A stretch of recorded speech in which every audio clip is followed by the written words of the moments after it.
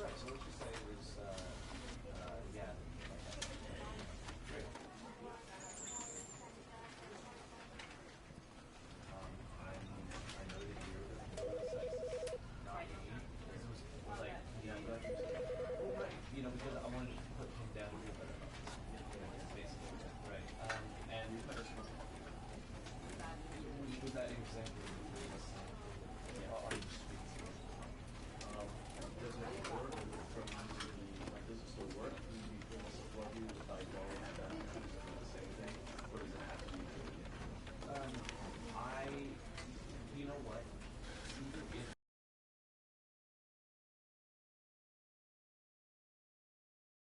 This is the story of a man named Stanley.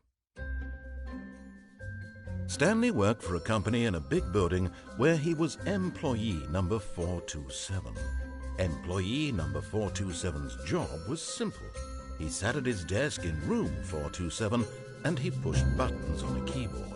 Orders came to him through a monitor on his desk, telling him what buttons to push, how long to push them, and in what order. This is what employee 427 did every day of every month of every year.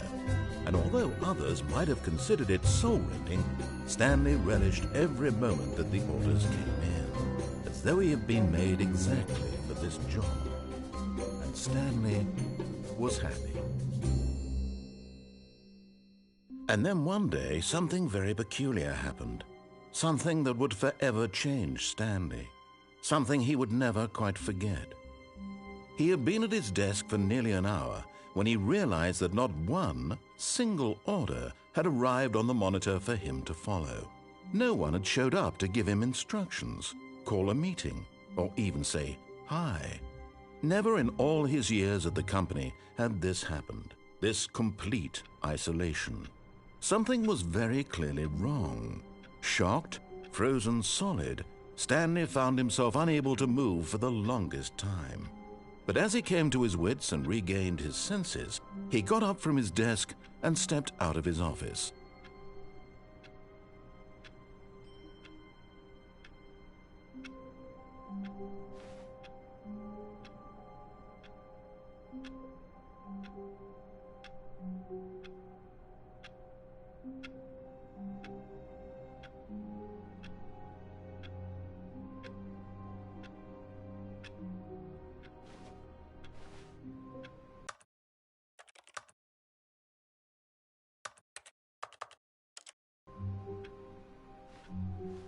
All of his co-workers were gone.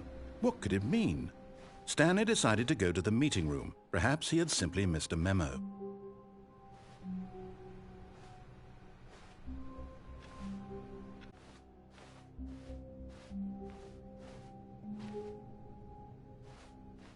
When Stanley came to a set of 2 open doors, he entered the door on his left.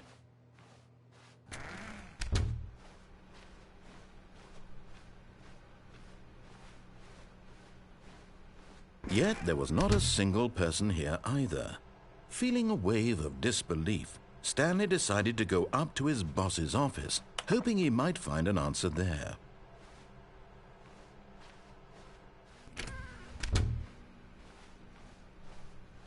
Coming to a staircase, Stanley walked upstairs to his boss's office.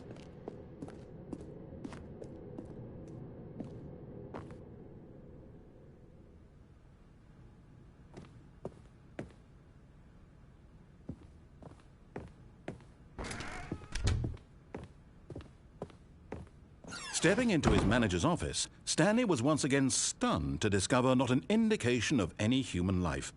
Shocked, unraveled, Stanley wondered in disbelief who orchestrated this, what dark secret was being held from him.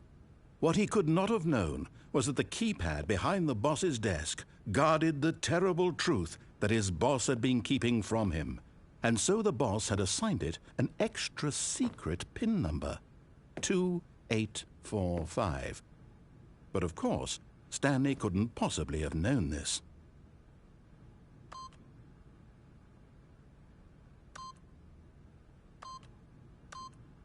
Yet incredibly, by simply pushing random buttons on the keypad, Stanley happened to input the correct code by sheer luck. Amazing. He stepped into the newly opened passageway.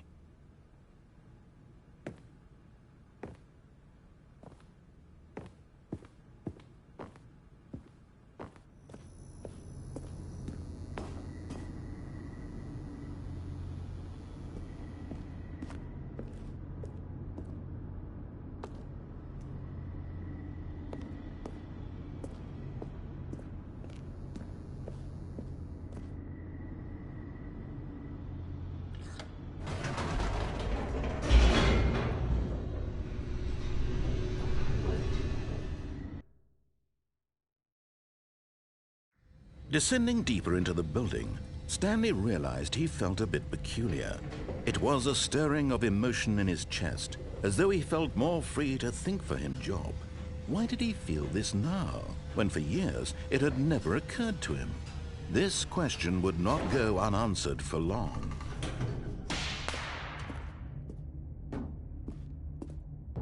Stanley walked straight ahead through the large door that read Mind Control Facility.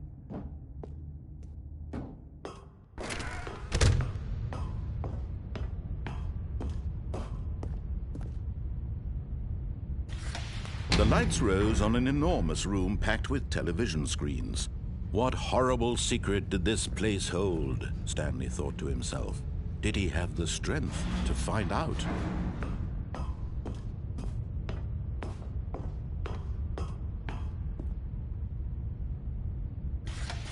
Now the monitors jumped to life, their true nature revealed. Each bore the number of an employee in the building, Stanley's co-workers. The lives of so many individuals reduced to images on a screen, and Stanley, one of them, eternally monitored in this place where freedom meant nothing.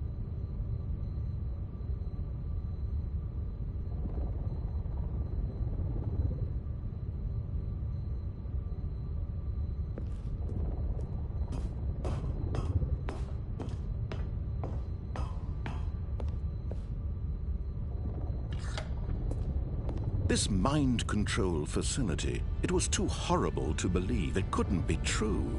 Had Stanley really been under someone's control all this time? Was this the only reason he was happy with his boring job? That his emotions had been manipulated to accept it blindly? No, he refused to believe it. He couldn't accept it. His own life in someone else's control? Never! It was unthinkable, wasn't it? Was it even possible? Had he truly spent his entire life utterly blind to the world?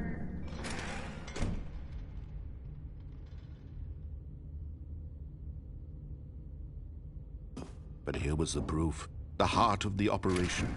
Controls labeled with emotions. Happy, or sad, or content. Walking, eating, working. All of it monitored and commanded from this very place. And as the cold reality of his past began to sink in, Stanley decided that this machinery would never again exert its terrible power over another human life. For he would dismantle the controls once and for all.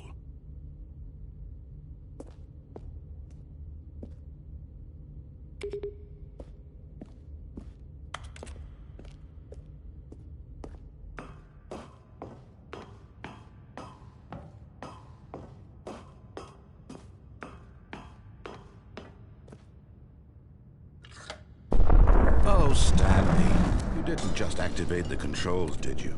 After they kept you enslaved all these years, you go and you try to take control of the machine for yourself. Is that what you wanted? Control? Oh, Stanley, I applaud your effort, I really do. But you need to understand, there's only so much that machine can do. You were supposed to let it go, turn the controls off, and leave. If you want to throw my story off track, you're going to have to do much better than that. I'm afraid you don't have nearly the power you think you do. For example, and I believe you'll find this pertinent, Stanley suddenly realized he had just initiated the network's emergency detonation system. In the event that this machine is activated without proper DNA identification, nuclear detonators are set to explode, eliminating the entire complex. How long until detonation then? Let's say, 2 minutes. Ah, now this is making things a little more fun, isn't it, Stanley? It's your time to shine. You are the star. It's your story now. Shape it to your heart's desires. Oh, this is much better than what I had in mind. What a shame we have so little time left to enjoy it. Mere moments until the bomb goes off. But what precious moments each one of them is. More time to talk about you, about me, where we're going, what all this means. I barely know where to start. What's that? You'd like to know where your co-workers are? A moment of solace before you're obliterated? All right, I'm in a good mood. You're gonna die anyway. I'll tell you exactly what happened to them. I erased them. I turned off the machine. I set you free. Of course, that was merely in this instance of the story. Sometimes when I tell it, I simply let you sit there in your office forever, pushing buttons endlessly and then dying alone. Other times, I let the office sink into the ground, swallowing everyone inside, or I let it burn to a crisp. I have to say this, though, this version of events has been rather amusing. Watching you try to make sense of everything and take back the control wrested away from you, it's quite rich. I almost hate to see it go. But I'm sure whatever I come up with on the next go-around will be even better. My goodness, only 34 seconds left. But I'm enjoying this so much. You know what? To hell with it. I'm going to put some extra time on the clock. Why not? These are precious additional seconds, Stanley. Time doesn't grow on trees. Oh, dear me. What's the matter, Stanley? Is it that you have no idea where you're going or what you're supposed to be doing right now? Or did you just assume when you saw that timer that something in this room was capable of turning it off? I mean, look at you. Running from button to button, screen to screen, clicking on every little thing in this room. These numbered buttons, no, these colored ones, or maybe this big red button, or this door. Everything, anything, something here will save me. Why would you think that, Stanley? That this video game can be beaten? Won? Solved? Do you have any idea what your purpose in this place is? Stanley, you're in for quite a disappointment. But here's a spoiler for you. That timer isn't a catalyst to keep the action moving along. It's just seconds ticking away to your death. You're only still playing instead of watching a cutscene because I want to watch you for every moment that you're powerless. To see you made humble. This is not a challenge. It's a tragedy. You wanted to control this world, that's fine. But I'm going to destroy it first, so you can't. Take a look at the clock, Stanley. That's 30 seconds you have left to struggle. 30 seconds until a big boom and then nothing. No ending here, just you being blown to pieces.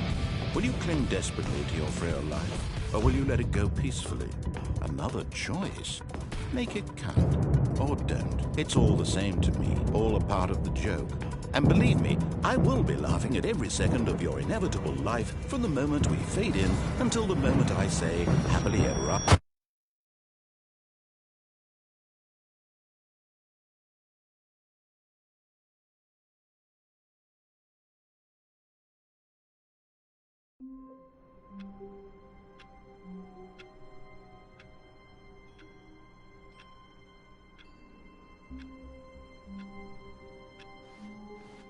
All of his co-workers were gone.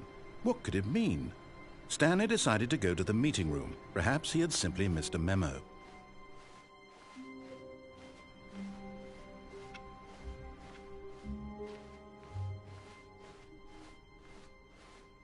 When Stanley came to a set of 2 open doors, he entered the door on his left.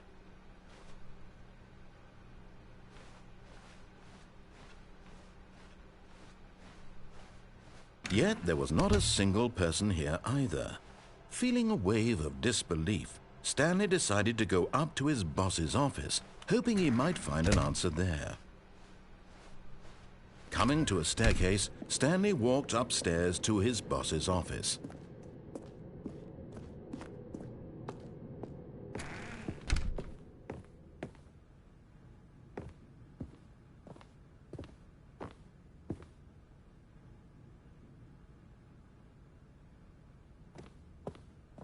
Stepping into his manager's office, Stanley was once again stunned to discover not an indication of any human life.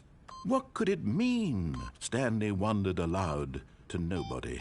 He began wildly tearing through papers on the boss's desk, pulling books off the shelf, looking behind paintings, desperate for clues to his situation. But his attention was caught by a keypad behind the boss's desk.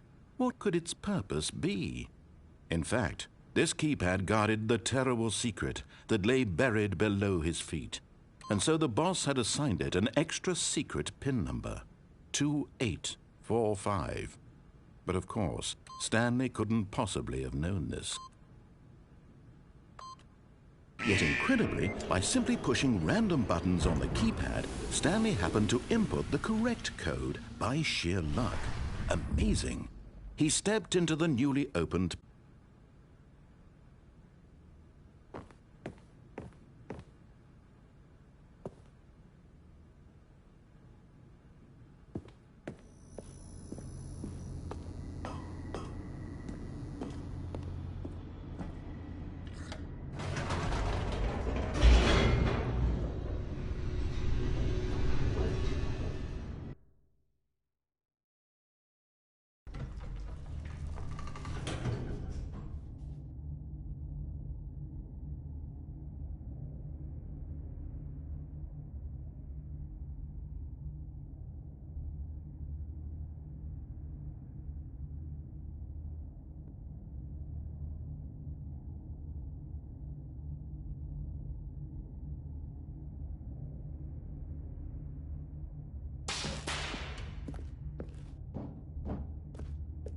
Stanley walked straight ahead through the large door that read Mind Control Facility.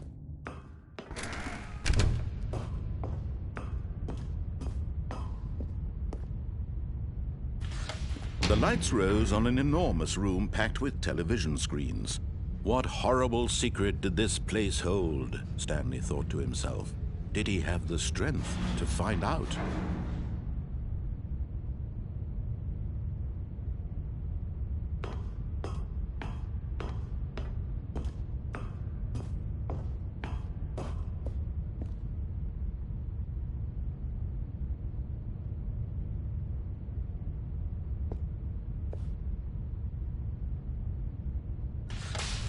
Now the monitors jumped to life, their true nature revealed. Each bore the number of an employee in the building, Stanley's co-workers. The lives of so many individuals reduced to images on a screen, and Stanley, one of them, eternally monitored in this place where freedom meant nothing.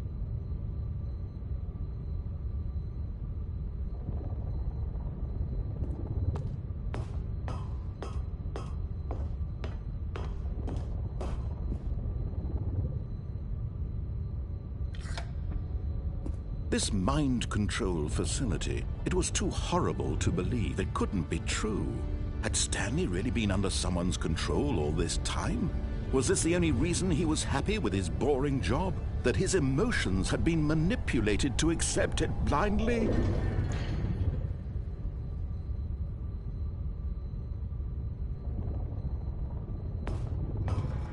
No, he refused to believe it. He couldn't accept it. His own life in someone else's control? Never! It was unthinkable, wasn't it? Was it even possible?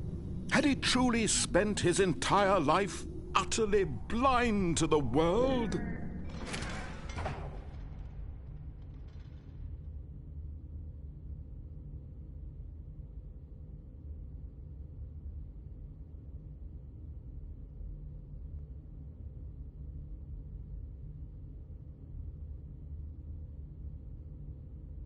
But here was the proof. The heart of the operation. Controls labeled with emotions. Happy, or sad, or content.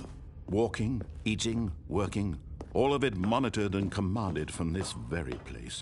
And as the cold reality of his past began to sink in, Stanley decided that this machinery would never again exert its...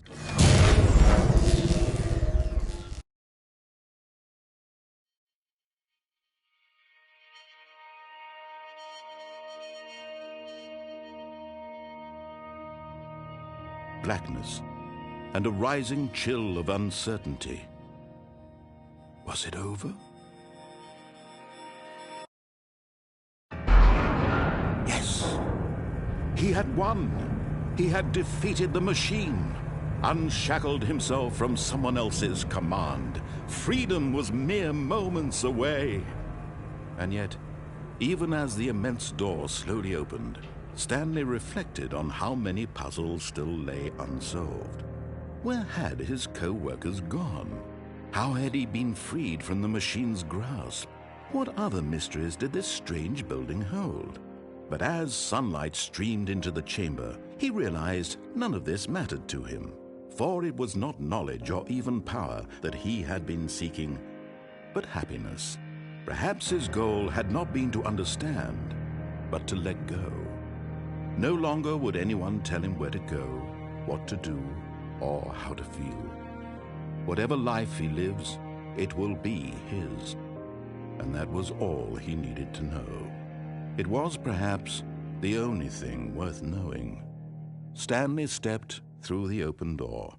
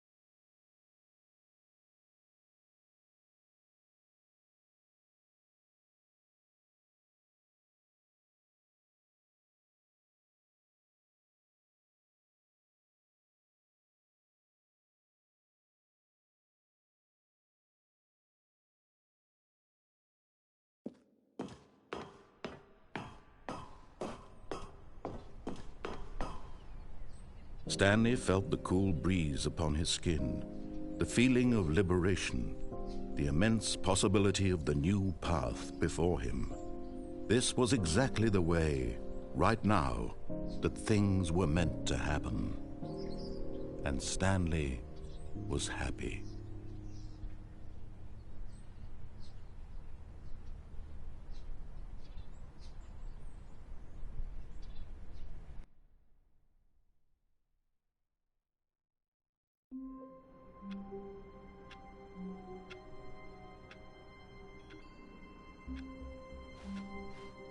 All of his co-workers were gone.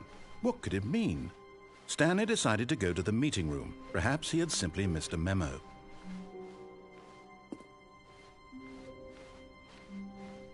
When Stanley came to a set of 2 open doors, this was not the correct way to the meeting room, and Stanley knew it perfectly well. Perhaps he wanted to stop by the employee lounge first, just to admire it. Ah, yes, truly a room worth admiring. It had really been worth the detour after all. But eager to get back to business, Stanley took the first open door on his left. Stanley was so bad at following directions, it's incredible he wasn't fired years ago.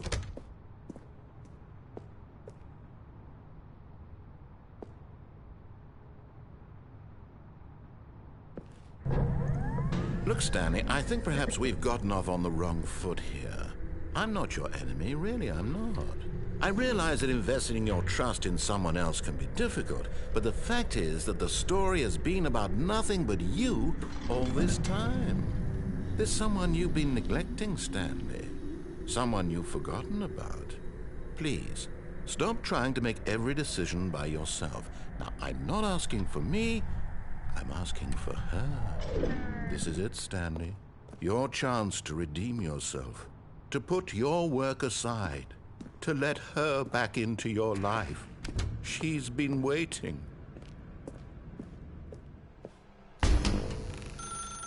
That's her, Stanley. You need to be the one to do this. To reach out to her.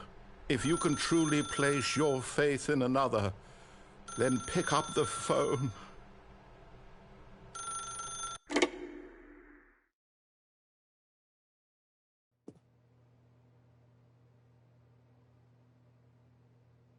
Oh, Stanley, is that you? Hold on, sweetie. Sorry to keep you waiting. I'm just pulling the bread out of the oven. All right. Okay, there we go. All right, now, I want you to come in and tell me all about your day. Gotcha. Oh, come on. Did you actually think you had a loving wife who'd want to commit their life to you? I'm trying to make a point here, Stanley. I'm trying to get you to see something. Come inside. Let me show you what's really going on here.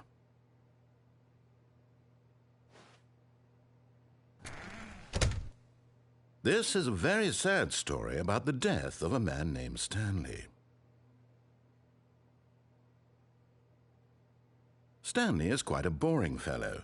He has a job that demands nothing of him, and every button that he pushes is a reminder of the inconsequential nature of his existence. Look at him there, pushing buttons, doing exactly what he's told to do. Now he's pushing a button. Now he's eating lunch. Now he's going home. Now he's coming back to work. One might even feel sorry for him, except that he's chosen this life.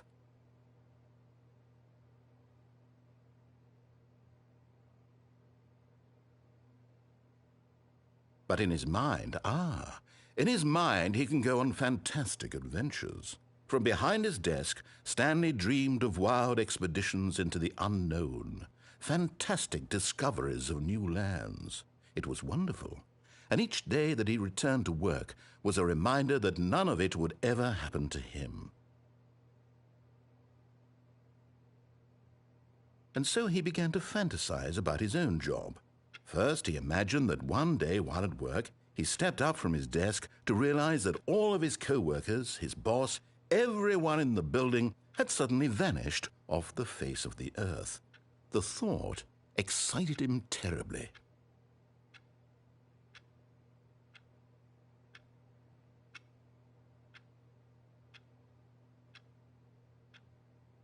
So he went further. He imagined that he came to two open doors and that he could go through either. At last, choice. It barely even mattered what lay behind each door. The mere thought that his decisions would mean something was almost too wonderful to behold. As he wandered through this fantasy world, he began to fill it with many possible paths and destinations. Down one path lay an enormous round room with monitors and mind controls. And down another was a yellow line that weaved in many directions. And down another was a game with a baby. And he called it the Stanley Parable. It was such a wonderful fantasy, and so in his head he relived it again, and then again, and again, over and over, wishing beyond hope that it would never end, that he might always feel this free. Surely there's an answer down some new path, mustn't there be? Perhaps if he played just one more time. But there is no answer. How could there possibly be? In reality, all he's doing is pushing the same buttons he always has. Nothing has changed. The longer he spends here, the more invested he gets, the more he forgets which life is the real one.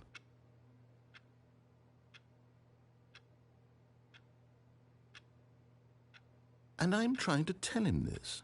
that in this world he can never be anything but an observer, that as long as he remains here, he's slowly killing himself. But he won't listen to me. He won't stop. Here, watch this.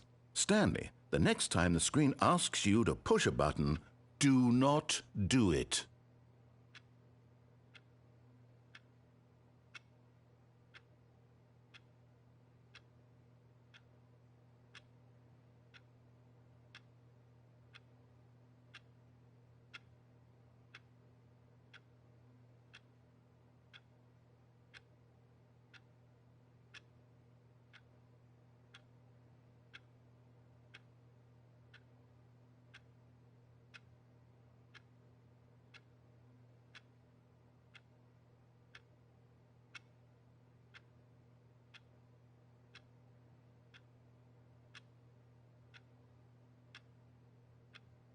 You see? Can he just not hear me? How can I tell him in a way that he'll understand that every second he remains here, he's electing to kill himself? How can I get him to see what I see? How can I make him look at himself? I suppose I can't, not in the way I want him to. But I don't make the rules. I simply play to my intended purpose, the same as Stanley. We're not so different, I suppose. I'll try once more to convey all this to him. I'm compelled to. I must. Perhaps, well, maybe this time he'll see. Maybe this time. And I tried again, and Stanley pushed a button. And I tried again, and Stanley pushed a button. And I tried...